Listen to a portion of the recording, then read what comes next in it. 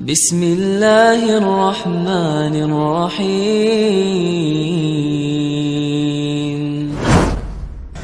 Bismillahirrahmanirrahim. Assalamualaikum warahmatullahi wabarakatuh. Alhamdulillahirabbil alamin. Salatu wassalamu ala asrafil anbiya'i wal mursalin. Nabiyina Muhammadin wa ala alihi wa ashabihi afdhalus salatu wa a'dhamu taslim wa ba'd. Alhamdulillah, kita kembali bersyukur kepada Allah Subhanahu wa taala karena pada kesempatan kali ini kita masih diberikan kekuatan, kesempatan untuk kembali melanjutkan kajian kita, kajian Islam dan tajawab keislaman bersama kami HM Production dan Wakatabi Mengaji.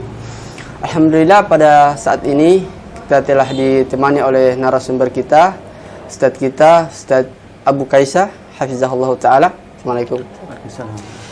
Dan bagi teman-teman yang ingin bertanya dan memiliki ide untuk tema untuk pertemuan kita selanjutnya, silahkan komen di Facebook Wakatabi Mengaji atau mungkin bisa menghubungi nomor yang telah kami sebarkan. Alhamdulillah Ustadz, pada kesempatan kali ini kita akan membahas sebuah kisah ya, yang diabadikan oleh Allah Subhanahu wa taala dalam Al-Qur'an, kisah Nabi Musa dan Nabi Khidir. Mungkin Ustadz, pertanyaannya, apa yang kemudian melatar belakangi sehingga Nabi Musa ingin bertemu dengan Nabi Khidir alaihissalam? Persilakan kepada Ustaz, falyatafadhal masykuran wal majur. Bismillah, alhamdulillah, wassalatu wassalamu ala Rasulillah wa ala alihi wa ashabihi wa man wala ma'an.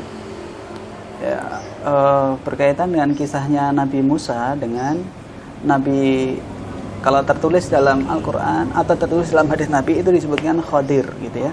Tapi sudah familiar di lisannya kaum muslimin, orang Indonesia ini biasa menyebutnya Nabi Khidir gitu ya. Tapi kalau dituliskan dalam hadis Nabi SAW, baik dalam Sahih Bukhari, Muslim atau yang lainnya, itu disebutkan Nabi Khadir. Iya. Kha, dot sama ra. Khadir. Ya, pendek begitu. Tapi kita sudah sering nyebut dengan Nabi Khidir. Ini suatu peristiwa yang sangat-sangat langka. Ya, kenapa saya katakan sangat langka? Karena di sini ada seorang nabi yang mulia, ulul azmi. Nah, dan kedudukannya jauh lebih tinggi, belajar dengan nabi yang lain. Ya, ini menunjukkan suatu ketawaduan yang luar biasa.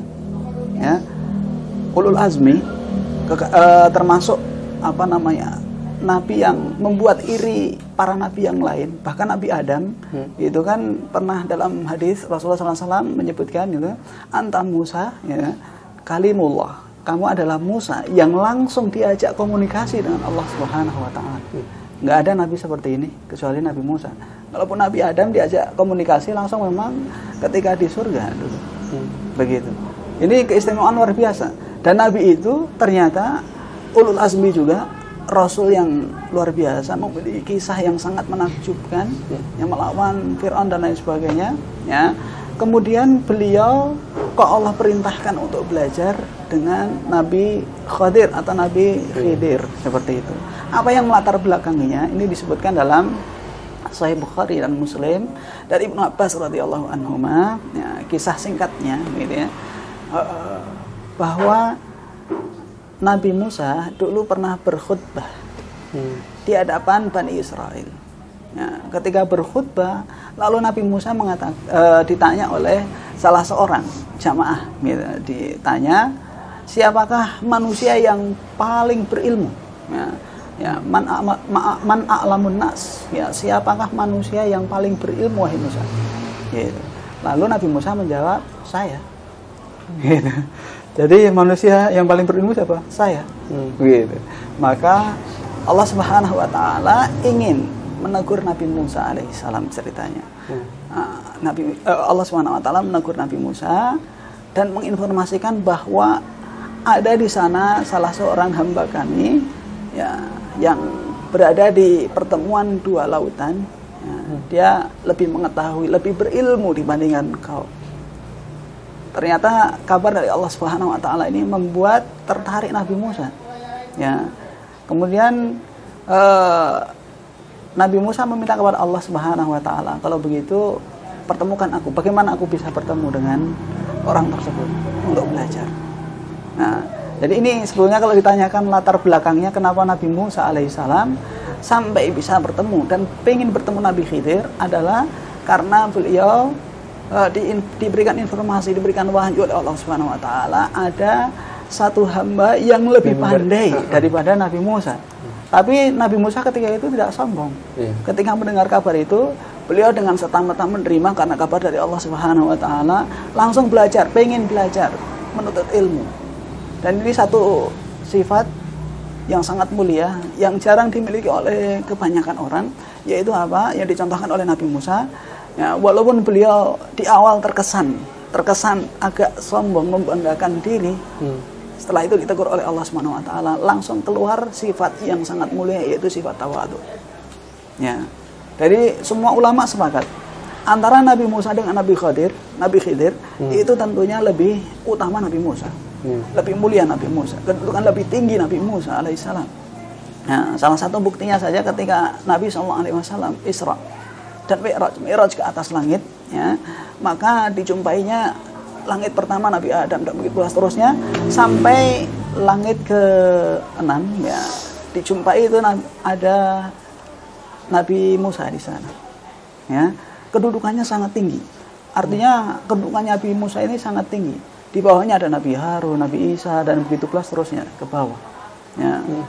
Artinya Nabi Musa alaihissalam diletakkan oleh Allah Subhanahu wa taala di langit ke-6. Ya. Sangat tinggi begitu ya. Di atasnya ada Nabi Ibrahim. Nah, di atasnya lagi kan Rasulullah yang bisa naik ke atas, bahkan malaikat Jibril nggak bisa ngantarkan. Artinya dari sini kita mengetahui kedudukannya Nabi Musa ini sangat tinggi. Dan tentunya lebih tinggi dari Nabi Khidir atau Nabi Khidir itu sendiri. Tapi kenapa? Ya, Nabi Musa dengan mudahnya menerima langsung perintah dari Allah Subhanahu wa taala, karena semua para nabi memiliki kesucian hati mereka. Nah, bagaimanapun mereka memiliki karakter sendiri-sendiri, tapi mereka memiliki sifat yang sangat mulia, sifat yang sangat baik, ya, yaitu salah satunya mereka tawadhu. Mau diperintah Allah, kalau disuruh belajar. Tidak memandang kedudukannya ini kan lebih rendah daripada saya. Tidak menyombongkan diri sama sekali. Nah, ini sekitar kurang lebih latar belakang kenapa Nabi Musa alaihissalam bertembah atau ingin bertembah dengan Nabi Khidir atau Nabi Khidir alaihi wassalam. Iya, tadi diawali dengan ditegurnya Nabi Musa oleh Allah supaya sebetulnya awalnya Nabi Musa ketika memberikan jawaban dari pertanyaan orang yang menanyakan sesuatu pada beliau itu, beliau menjawab bahwa orang yang paling berilmu itu adalah saya. Yang paling berilmu. Akhirnya Allah tegur kan situ. Awal mulanya. Kemudian setelah itu mungkin pertemuan antara Nabi Musa dan Nabi Khidir, kira-kira apa yang kemudian ditanyakan Nabi Musa kepada beliau Nabi Khidir ini? Sebetulnya Nabi Musa alaihissalam beliau sangat menjaga adab menuntut ilmu. Ya. Adab menuntut ilmu itu ketika datang menemui guru, apa yang disyaratkan oleh gurunya itu dia penuhi. Gitu. Ketika Nabi Musa berjumpa dengan Khidir, ya, di pertemuan dua laut gitu ya. Ya, kisah singkatnya seperti itu. Lihat nanti dalam surat Al-Kahfi mulai ayat yang ke-60 sampai 82 kurang lebih. Gitu. Kisahnya panjang, ya. Pas di tengah ini Nabi Musa alaihissalam, ya, ketika sudah berjumpa dengan Nabi Khidir atau Nabi Khidir, maka Nabi Musa langsung menyampaikan maksud hatinya. Ya, saya ingin mengikuti Anda, ingin belajarnya seperti itu. Tapi Nabi Khidir memberikan syarat. Syaratnya, ya, latas alni, jangan pernah bertanya kepadaku tentang apa yang aku lakukan. Syaratnya itu saja. Jangan pernah tanya, itu saja. Apa yang aku lakukan jangan pernah kamu tanyakan. Ya. Jadi Nabi Musa nggak nanya harusnya. Metode belajar kan macam-macam. Nah, metode belajar itu ada yang mendengarkan guru menyampaikan.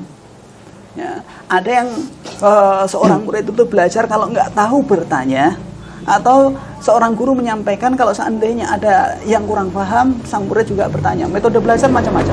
Metode yang ingin diterapkan oleh seorang guru yang namanya Nabi Khadir ini atau Nabi Khidir ini, yaitu ingin menunjukkan beberapa syariat yang tidak diketahui oleh Nabi Musa alaihissalam. Begitu. Atau syariatnya agak berbeda dengan syariatnya Nabi Musa, atau tidak diketahui lah secara umum oleh Nabi Musa alaihissalam. Ya. Ketika itu intinya Nabi Khidir nggak mau menyampaikannya secara materi dengan menyampaikan secara lisan atau tidak, tapi beliau ingin menunjukkan bagaimana cara Allah Subhanahu wa taala ya ingin mengajarkan ilmu kepada Nabi Musa tapi lewat perbuatannya Nabi Khidir. Ikuti saja saya. Tapi jangan tanya apapun juga, syaratnya itu. Nah, jangan menanyakan. Kalau kita belajar biasanya kan kalau nggak paham silahkan bertanya gitu kan. Kalau Nabi Musa sebaliknya gitu ya. Kalau mau ikut sama saya, belajar sama saya, jangan pernah tanya. Jadi ikutin saja. Begitu. Akhirnya Nabi Musa menerima syarat ini. Ya, al-muslimun ala syurutihim. Setiap muslim itu menepati syarat-syarat mereka. Sang guru memberikan syarat seperti itu, muridnya walaupun kedudukannya lebih mulia, lebih tinggi, lebih dibandingkan Nabi Khidir, walaupun kedudukannya sangat mulia di sisi Allah, tetap beliau harus memenuhi syarat yang diberikan oleh gurunya. Harusnya demikian. Nah, akhirnya di awal Nabi Musa ngikutin Nabi Khidir. Ya. Jadi kalau ditanyakan Nabi Musa menanyakan apa, Nabi Musa nggak tanya apapun juga. Gitu. Peristiwa pertama kan ketika Nabi Khidir ingin menyeberangi perairan gitu. Kemudian ditolong oleh seorang nelayan. Seorang nelayan.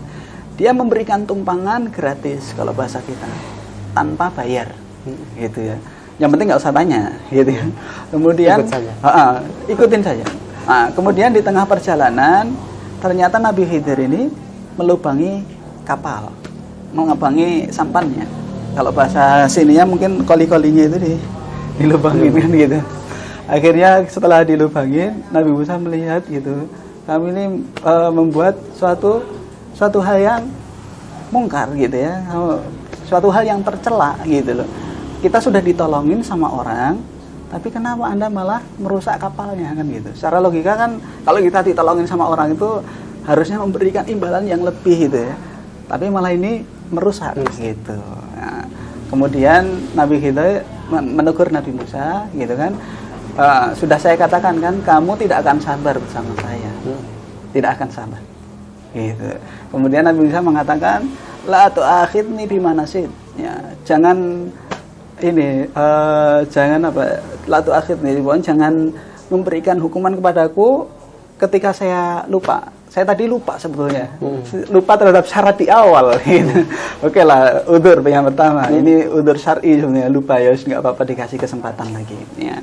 Akhirnya ketika sampai di darat, sebelum sampai di darat, ketika itu kalau dalam Sahih Bukhari diceritakan ketika menaiki sampan itu dilihat ada seekor burung ya, usfur, itu burung kecil, burung pipit gitu ya.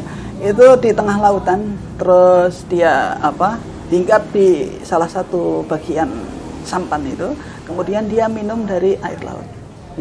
Kemudian Nabi Khidir berkata kepada Nabi Musa, ya, perumpamaan ilmu kita dengan ilmu Allah itu seperti air yang diambil, yang diminum oleh oleh burung tadi, ya.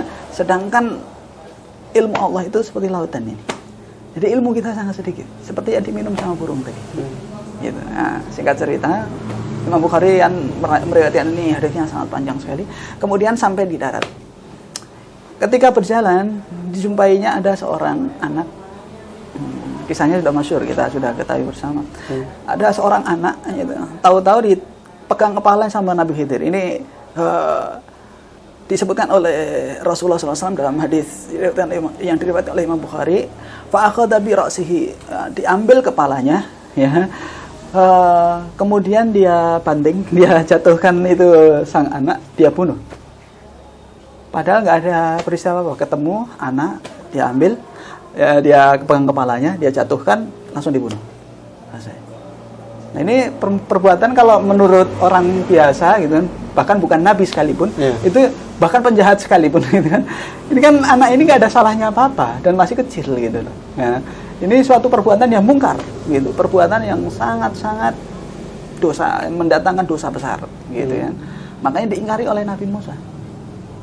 Gitu. Diingkari oleh Nabi Musa. Laqad ji'ta syai'an nukra, kamu melakukan perbuatan yang mungkar, gitu, kata Nabi Musa. Gitu. Kemudian Nabi Khidir mengatakan lagi, sudah saya bilang kan, kamu tidak akan sanggup, tidak akan sabar bersama saya. Gitu. Kalau kamu bertanya sekali lagi, kata Nabi Khidir, kalau bertanya sekali lagi tentang apa yang saya lakukan, sudah, kita pisah di situ. Gitu. Nah, kesempatannya 3 kali saja. Sudah 2 pertanyaan. Sudah 2 pertanyaan, 2 kali bertanya. Kalau dalam proses belajar mengajar itu harusnya murid bertanya, itu gurunya senang saja menjawab, karena ini. Kalau kisahnya Nabi Khidir dengan Musa sebaliknya, kalau tanya malah nggak boleh, suruh diam saja. Makanya di akhir hadis ini Rasulullah SAW bersabda nanti ya sebenarnya, tapi saya nukilkan, kalau seandainya Nabi Musa bisa bersabar, dia akan tahu banyak ilmu dari Khidir. Iya. Kalau seandainya Nabi Musa bisa bersabar, gitu ya, itu dia akan mendapatkan banyak ilmu dari Nabi Khadir atau Nabi Khidir alaihissalam. Ya, kisahnya berlanjut. Kemudian masuklah di kota. Berarti ini dulu karena pertemuan 2 laut ini kan di pesisir pantai. Kemudian dia melewati desa. Nah, sampailah ke kota. Kurang lebih perjalanannya seperti itu. Ya, nyebrang lautan, kemudian melewati desa, lalu sampai di kota. Nah, sampai di kota ini Nabi Khidir dan Nabi Musa ini karena dalam safar kehabisan bekal ceritanya. Kehabisan bekal.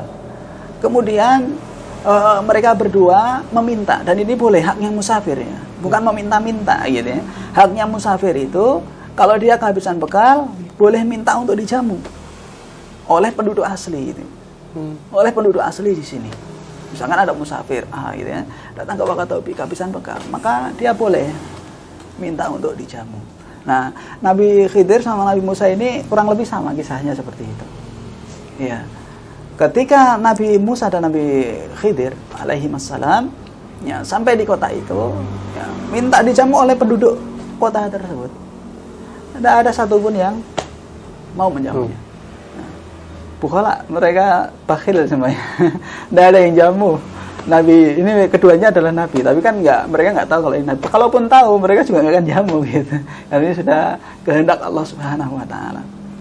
Kemudian sampailah di satu gubuk reot. Ya. Allah sebutkan tuh yuridu ayan qad. Jadi gubuknya itu sudah yanqad itu sudah miring begitu, sudah mau ambruk gitu, sudah mau rubuh gitu. Maka ditahan sama Nabi Khidir.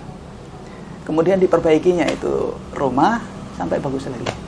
Maksudnya bisa berdiri kokoh gitu ya. Kemudian Nabi Musa bertanya kepada Nabi Khidir, kita kan tadi itu sudah minta dijamu sama penduduk kota ini, tidak ada satupun yang jamu kita. Kenapa kamu nggak minta upah saja dari pemilik rumah ini? Gitu. Itu kan bisa nutupin kelaparan kita, gitu kan, yang mengajal perut kita, gitu kan, kurang lebih seperti itu. Akhirnya Nabi Khidir dengan singkat langsung menjawab, gitu ya, hadza firaqu baini wa bainik, sudah, inilah perpisahan antara kita. Sudah 3 kali. Sudah 3 kali. Sudah nggak ada udzur lagi. Maka dalam perihal apapun biasanya udzur itu sampai 3 kali seperti ini diberikan. Yang pertama udzur yang diberikan Nabi Musa lupa, ya kan, karena memang baru sekali gitu kan.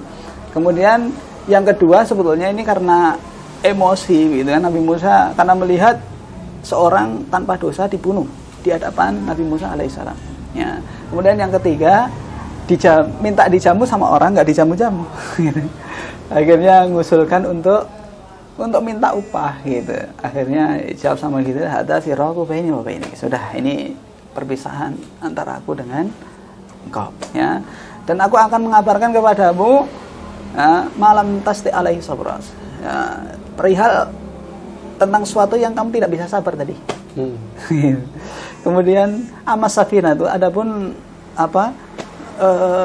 kapal tadi, ya, apapun kapal itu ada seorang raja yang suka ngambil kapal-kapal yang bagus gitu. Uridu an aibah, saya ingin melubangi aibah itu membuat aib atau aib itu membuat celah di kapal tersebut. Pokoknya di kapal tersebut supaya ada satu celah, satu hal yang jelek, sehingga raja itu tidak mau ngambil itu. Dan ini dalam rangka menolong sang nelayan. Kalau dia ambil kan dia nggak bisa pergi mencari ikan lagi. Tapi kalau seandainya dilubangi sedikit, nanti tinggal ditambal, masih bisa. Nah, jadi di antara dua mudarat ini, kalau kita keluar dari materi ini, jadi kalau kita menjumpai dua mudarat, ya, maka diambil mudarat yang lebih ringan. Gitu. Memang ini terdapat mudarat, ya, mungkin bisa jadi mendatangkan dosa atau mendatangkan apa, gitu kan. Tapi mudarat ini lebih ringan. Itu boleh dilakukan apabila ada, kalau kita mengambil jalan yang lain, mengambil inisiatif lain, itu akan mendatangkan mudarat yang lebih besar. Nah, makanya dalam kaidah fikih disebutkan idal taqal dararan, ya, apabila bertemu dua mudarat, maka diambil mudarat yang lebih ringan. Ya, mudarat yang lebih ringan. Mudarat yang lebih ringan dalam hal ini apa? Melubangi kapal tuh. Gitu. Karena kalau melubangi kapal itu masih miliknya nelayan, nggak diambil sama raja. Tapi kalau seandainya nggak dilubangi, itu kan nanti akan dirampas sama raja. Mudaratnya lebih besar, dia nggak bisa nyari nafkah lagi. Gitu, sudah nggak bisa nyari nafkah. Dia mau mempertahankan hartanya, bisa jadi dibunuh. Raja yang ngambil. Gitu. Ini pertama. Kemudian yang kedua, tentang anak yang dibunuh oleh Nabi Khadir alaihissalam, itu adalah anak yang kafir. Fakana abahuma musliman. Kedua orang tuanya ini muslim, tapi anaknya kafir. Ya. Allah menghendaki Nabi Khidir untuk membunuh ini supaya nantinya Allah gantikan dengan anak yang soleh. Gitu. Ini rahasia Allah Subhanahu Wa Taala yang diberitahu hanya Nabi Khidir ketika itu. Nabi Khidir kalau bahasa gitu. Nabi Khidir saja yang diberitahu oleh Allah Subhanahu Wa Taala. Nabi Musa kan belum dikasih tahu, sehingga nggak sabar menghadapi apa yang dilakukan oleh Nabi Khidir alaihissalam. Begitu. Adapun yang ketiga itu kan rumah yang riat tadi itu adalah rumahnya dua anak yatim di kota ini. Ya. Sedangkan bapak mereka itu adalah orang yang soleh. Ya, orang yang soleh. Dan di bawah rumahnya itu terdapat kansun. Kansun itu apa? Harta. Terdapat harta peninggalan orang tuanya. Sedangkan dia masih kecil, belum bisa memanfaatkannya dengan baik. Allah menghendaki supaya anak yatim ini terus berada di atas atau di bawah rumah tersebut, maksudnya berada di rumah tersebut sampai dewasa. Sehingga pas dewasa nanti Allah tunjukkan dengan caranya untuk mendapatkan harta karun peninggalan sang ayah, gitu. Nah, kemudian ini diambil pelajaran oleh para ulama bahwa orang soleh, seorang atau orang tua yang soleh, ternyata kesolihannya itu bisa menjaga keturunannya. Nah, bisa menjaga keturunannya. Terbukti apa? Bahwa anak yatim ini bapaknya sudah meninggal, soleh, tapi anaknya masih dijaga oleh Allah Subhanahu Wa Taala. Bahkan yang nolong adalah dua nabi lagi, ya, yang nolong dua anak yatim ini, ya, untuk menjaga keduanya tetap berada di rumah tersebut. Kalau rumah itu roboh, tentunya bisa jadi dibeli sama orang atau jadi miliknya orang. Kemudian harta karunnya kan jadi miliknya orang nanti. Tapi kalau itu tegak, minimal sampai mereka dewasa bisa memanfaatkan harta karunnya dengan baik, maka mereka akan mendapatkan apa yang Allah kehendaki dari peninggalan sang ayah. Jadi para ulama menyebutkan, termasuk diantaranya Imam Bukhari rahimahullah ta'ala, beliau menyebutkan bahwa kesalihan bapak itu akan menjaga, ya, keturunannya, anak-anaknya akan dijaga oleh Allah Subhanahu Wa Ta'ala. Nah, makanya kalau bisa kita semuanya menjadi orang soleh, nanti keturunan kita pun akan, kita berharap akan dijaga oleh Allah Subhanahu Wa Ta'ala. Wallahu a'lam bishawab. Ini sekelumit kisah ya, gitu. Tentang Nabi Musa dengan Nabi Khadir alaihi wassalam. Tapi mungkin di Al-Quran tidak disebutkan perpisahannya kapan mungkin Ustaz. Setelah itu kan kisahnya selesai. Sampai situ saja. Tapi di akhir hadis dalam Sahih Bukhari memang tidak tidak dikisahkan lagi bagaimana Nabi Musa dengan Nabi Khidir berhubungan lagi. Sudah nggak ada lagi. Bahkan Nabi Muhammad SAW ketika menceritakan hadits ini, beliau hanya mengomentari apa seperti yang saya sebutkan di tengah tadi, bahwa setelah mengisahkan kisahnya Nabi Musa dengan Khidir sampai di sini, Nabi Muhammad SAW mengatakan, ya, wadatu itu apa? Saya sangat menyayangkan, ya. Saya sangat menyayangkan kalau seandainya Nabi Musa bisa bersabar saja sebentar, dia akan dapat ilmu yang banyak. Ya, tapi karena memang semuanya tidak lepas dari takdir Allah, memang Nabi Musa hanya bisa mendapatkan 3 ilmu, istilah kata dari Nabi Khidir ini saja, ya sudah sampai di situ saja. Yang ini sebetulnya Allah ingin mengajarkan kepada Nabi Musa dalam 3 hal ini saja. Nabi Musa, istilah kata dalam tanda kutip, itu kalah dengan Nabi Khidir dari sisi ilmu. 3 hal ini saja Nabi Musa tidak kuasai, tidak tahu, tapi Nabi Khidir tahu, begitu. Tapi ada kisah yang disebutkan dalam Sahih Bukhari tapi tidak disebutkan dalam surah Al-Kahfi, yaitu ketika Nabi Khidir dengan Nabi Musa berjumpa, dan Nabi Musa mengutarakan keinginannya, ingin belajar, ingin mengikuti Nabi Khidir. Nabi Khidir mengatakan bahwa Allah memberikan ilmu kepadaku apa yang tidak engkau ketahui, dan Allah memberikan ilmu kepada Anda apa yang tidak saya ketahui. Artinya ada ilmu yang dikuasai oleh Nabi Musa yang tidak diketahui oleh Nabi Khidir. Ada ilmu yang dikuasai oleh Nabi Khidir yang tidak diketahui oleh Nabi Musa. Masing-masing memiliki kelebihannya sendiri-sendiri. Ini semuanya disebutkan dalam Sahih Bukhari dan Muslim dari hadits Ibnu Abbas radhiyallahu anhu. Begitu. Iya. Ini kita masuk ke sesi pertanyaan, Ustaz. Ada yang bertanya, kenapa Nabi Khidir tidak termasuk di 25 Nabi dan Rasul? Dan kemudian apakah pada saat Nabi Musa dikejar oleh bala tentara Fir'aun, apakah pada saat itu ada Nabi Khidir yang ikut menyertai Nabi Musa? Oh ya, siap. Yang pertama, kenapa Nabi Khidir atau Nabi Khidir ini tidak termasuk dalam 25 Nabi dan Rasul? Ya. Yang pertama, yang berhak memasukkan Nabi dan Rasul menjadi 25 ini kan kehendak Allah Subhanahu wa taala. Karena Allah yang berkehendak menyebutkan hal ini. Kisahnya ada yang spesial, gitu kan. Kemudian disebutkan oleh Nabi SAW dalam hadis-hadisnya, Allah yang memilihnya. Ini bukan keinginan kita, gitu ya. Yang pertama itu. Yang kedua, kisahnya Nabi Khidir itu tidak banyak diketahui kecuali hanya ketika bersama Nabi Musa alaihissalam. Makanya setelah meriwayatkan hadis ini, Imam Bukhari membawakan beberapa riwayat, ya, dan para ulama juga mengomentarinya bahwa setelah itu Nabi Khidir atau Nabi Khidir ini tidak diketahui beliau itu di mana, kemana, meninggalnya kapan dan lain sebagainya. Dan pastinya manusia pasti meninggal. Kalau seandainya Nabi Khidir masih hidup pun, gitu kan, ketika Nabi Muhammad SAW diutus menjadi Nabi dan Rasul, mau nggak mau Nabi Khidir harus beriman kepada Rasulullah SAW, harus membela Rasulullah SAW. Tapi ternyata tidak ada. Artinya Nabi Khidir ketika itu sudah meninggal, gitu.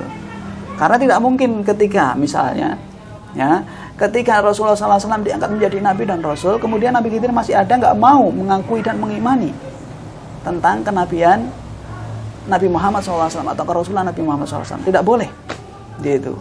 Bahkan saya teringat satu hadis Nabi SAW. Mungkin kita semuanya pernah mendengar kisahnya Umar bin Khattab membolak-balik kitab Taurat. Gitu. Kemudian Nabi Muhammad SAW yang mengetahui hal itu marah luar biasa. Ya, beliau SAW bersabda, ya, kurang lebih beliau SAW bersabda, kalau seandainya Nabi Musa hidup saat ini, ya, maka dia harus beriman kepadaku juga. Ya, nggak boleh menggunakan Taurat sebagai pedoman untuk umat atau secara umum kepada Bani Israel ataupun kepada umat manusia, nggak boleh, gitu. Harus pedomannya adalah Al-Quran. Nabi Musa pun harus beriman, apalagi Nabi Khidir alaihissalam. Kalau seandainya masih hidup, maka Nabi Khidir harus beriman kepada Rasulullah SAW. Begitu ya. Jadi kisahnya memang Nabi Khidir ini tidak banyak, kecuali Allah sebutkan dalam Al-Quran bersama Nabi Musa ini saja. Selain itu tidak dijumpai riwayat lain, gitu ya. Ini kenapa kok Nabi Khidir tidak masuk dalam 25 nabi dan rasul. Ya, gitu. Ya, sedangkan 25 nabi dan rasul, ya, itu kisahnya itu sangat banyak lengkap. Ada kisah yang sangat spesial istimewa, terutama ulul azmi, gitu. Di mana Nabi Ibrahim melawan seorang diri, istilah kata, melawan Namrud, ya, dengan bala tentaranya, ya, seorang diri pemuda. Nggak ada yang ngikutin Nabi Ibrahim alaihissalam. Termasuk ayahnya. Termasuk ayahnya, termasuk keluarganya. Ya. Ketika itu kan beliau belum menikah, jadinya istrinya pun nggak diceritakan karena beliau masih syabab, ya, masih muda, jadi belum punya istri. Ketika menghancurkan sesembahannya Namrud dan semua semua orang yang hidup di zamannya Nabi Ibrahim yang dibuat oleh bapaknya sendiri. Gitu. Ketika itu Nabi Ibrahim alaihissalam sendirian. Nah, kisahnya luar biasa, seorang pemuda dan teguh di atas keimanan dan gak gentar sama sekali menghadapi sang raja dan semua bala tentaranya. Menakjubkan tentunya, ya. Kemudian sebelumnya Nabi Nuh alaihissalam, ya. Tidak ada nabi yang seperti beliau. Dakwah 950 tahun. Walaqad arsalna Nuhan ila qaumihi falabitha fihim alfasanatin illa khamsina ana. Ya, sungguh kami telah mengutus Nabi Nuh alaihissalam kepada kaumnya selama 1000 tahun kurang 50 tahun, 950 tahun. Nabi mana yang berdakwah 950 tahun? Hanya Nabi Nuh. Pengikutnya berapa? Belasan orang. Ada disebutkan 17, ada yang menyebutkan kurang dari itu atau lebih dari itu. Sedikit. Gitu. Tapi kisahnya itu beliau selama 900 tahun tetap istiqomah berdakwah gitu loh. Kadang kalau kita mau ngambil pelajaran kita baru berdakwah sehari, 2 hari, seminggu, sebulan atau setahun, 2 tahun. Itu kadang banyak penolakan, akhirnya nggak jadi deh. Hanya ngikutin. Padahal Nabi Nuh tetap teguh di atas keimanan kepada Allah Subhanahu wa taala. Nggak mau ngikutin nggak jadi masalah. Perintah Allah tetap dijalankan. Nabi Ibrahim sampai beliau berdoa itu. Rabbi la tadar alal ardi minal kafirin dayyara. Ya Allah, jangan sisakan lagi rumahnya orang kafir di muka bumi ini. Hancurkan semuanya. Doanya Nabi Nuh ya, dalam surat Nuh nanti dilihat. Ya Allah, ya, hancurkan semua rumah orang kafir. Jangan sisakan satupun rumahnya orang kafir di muka bumi ini. Akhirnya Allah perintahkan Nabi Nuh untuk membuat kapal. Ini peristiwa yang sangat luar biasa juga. Kisahnya Nabi Musa juga demikian. Ya, Nabi Isa, Nabi Muhammad SAW dan nabi-nabi yang lain di antara 25 nabi dan rasul. Semuanya memiliki keistimewaannya luar biasa. Ya, kemudian ini berkaitan dengan jawaban pertanyaan pertama. Ya, kemudian yang kedua, pertanyaan kedua tadi apa? Apakah Nabi Khidir ikut terlibat dalam pelarian ketika dikejar oleh Fir'aun dan tentaranya? Oh. Ini nggak ada kisahnya sama sekali. Nggak ada. Ya. Nabi Musa alaihissalam ketika melawan Fir'aun nggak ada Nabi Khidir sama sekali. Karena Nabi Musa ketika ingin menuntut ilmu, ini yang saya ingin sampaikan sebenarnya. Kalau kita mau kaji ayat ini dengan baik dengan soal kahfi, gitu ya. Nabi Musa di awal itu kan Allah sebutkan di dalam Al-Qur'an, wa idz qala Musa li fatahu la abrahu hatta ablugha majma'al bahraini au amdiya hukuba. Ya, Nabi Musa alaihissalam ketika mau berangkat menuntut ilmu, Nabi Musa mengatakan kepada li fatahu itu pembantunya siapa ini? Ini Nabi juga. Ini peristiwa yang langka. Nabi Musa ini langka sekali. Ini peristiwa seperti ini.